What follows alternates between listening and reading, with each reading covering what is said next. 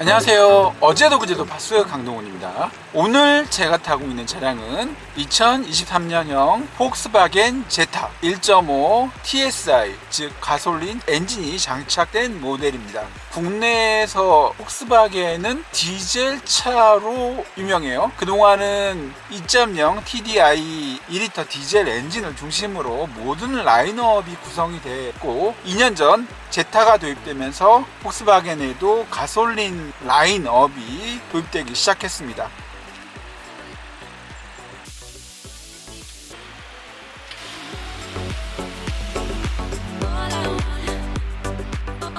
제타, 그리고 다음 달에 시승 예정인 2.0 가솔린 터보 엔진이 달려있는 골프 GTI, 거기에 더해 티구안에도 가솔린 모델이 도입되어 있어요.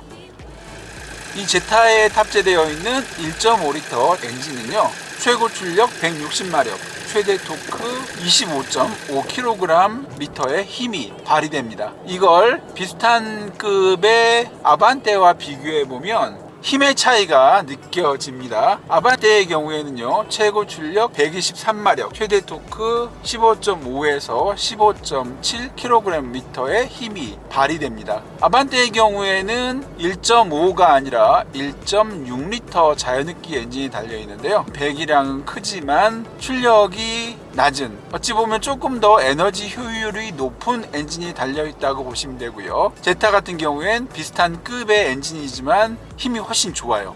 자, 여기서 아반떼와 제타의 비교 더 해볼 수가 있는데요, 차 크기가 비슷해요. 제타가 아반떼보다 전장이 3cm 가량 더 길고 전고도 다소 높습니다. 반면 전폭과 휠베이스는 아반떼가 더 커요. 전반적으로 비교했을 때 별 차이가 없어서 시각적으로는 동일한 크기의 차로 보입니다.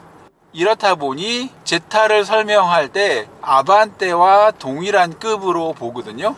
자, 그러면 가격 차이는 얼마나 나냐? 아반떼 1.6 가솔린 모델의 시작 가격이 트림에 따라 1960에서 2671만원, 풀 옵션으로 구성을 해도 가격이 3000만원 정도 돼요.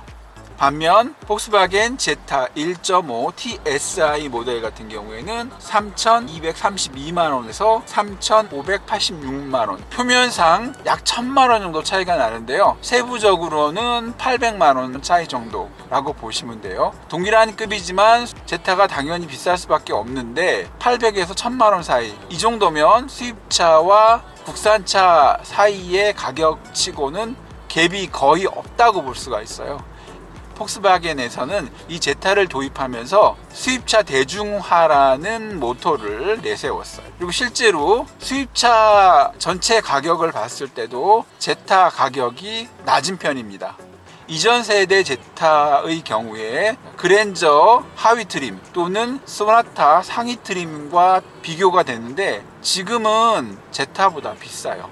이렇듯 제타의 가격이 아반떼와 비교해도 무방할 정도로 가격이 낮아졌어요. 실제로는 소나타 고급 트림 정도의 가격인데, 편의사항을 살펴보면 이 제타 같은 경우에는 수입차 프리미엄을 고려할 때 편의사항 일부가 빠져 있어요. 예를 들면 사이드 미러, 그리고 스마트키 기능이 수입차라고 생각했을 때 이거는 왜 없지? 이런 정도거든요. 사이드 미러에 전동 옵션이 없습니다. 북미형 차량에서는 큰 단점이라고 볼 수는 없어요. 아시겠지만 미국과 캐나다 같은 경우에는 주차장 규격 자체가 꽤 커요. 그렇다 보니 굳이 사이드 미러를 접을 필요가 없습니다. 국내의 경우에는 경차 중간 모델만 돼도 전동식 사이드 미러가 기본으로 탑재되는데 북미형은 그렇지 않습니다. 그리고 스마트 키의 경우에도 버튼을 눌러 문을 열고 닫을 수는 있지만 스마트 키를 인지해서 자동으로 열리지는 않습니다. 반드시 누르고 열고 닫을 때도 눌러서 닫은 다음에 이동을 해야 돼요. 그에 비해서 몇 가지 옵션들은 국산차 기준 고급 사양인데요, 이 차량 같은 경우에 3,500만원대 후반의 고급 트림인데 어댑티브 크루즈 컨트롤이 기본으로 탑재되어 있습니다.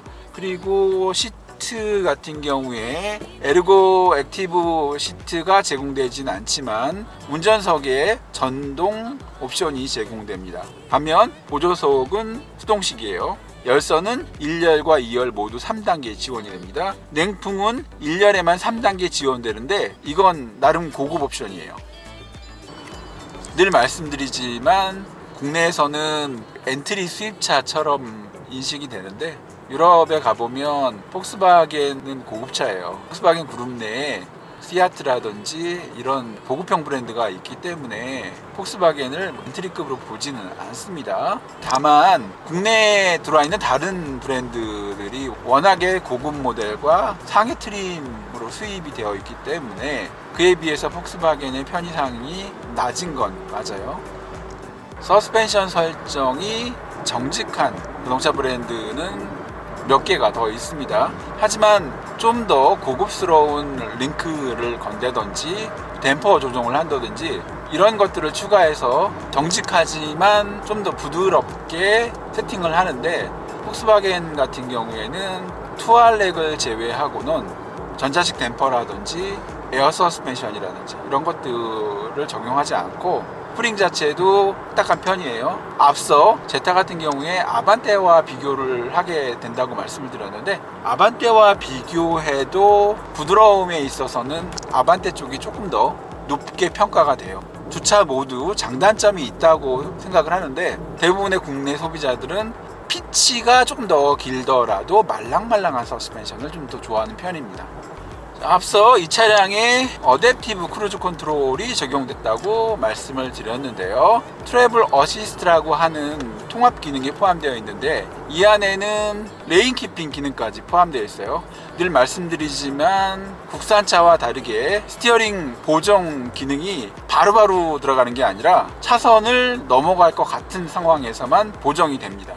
제타의 공차 중량이 아반떼보다 약 200kg 정도 더 무겁고요. 더 높은 출력을 내는 엔진이 달렸다 보니 에너지 효율은 아반떼가 리터당 약 1km 더 높습니다.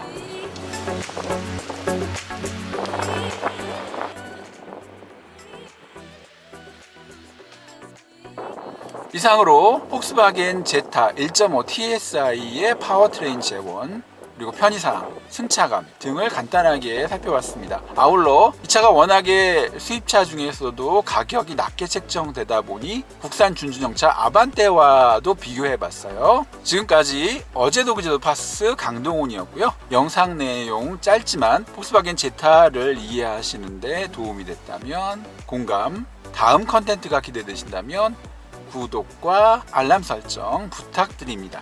영상 시청 감사합니다.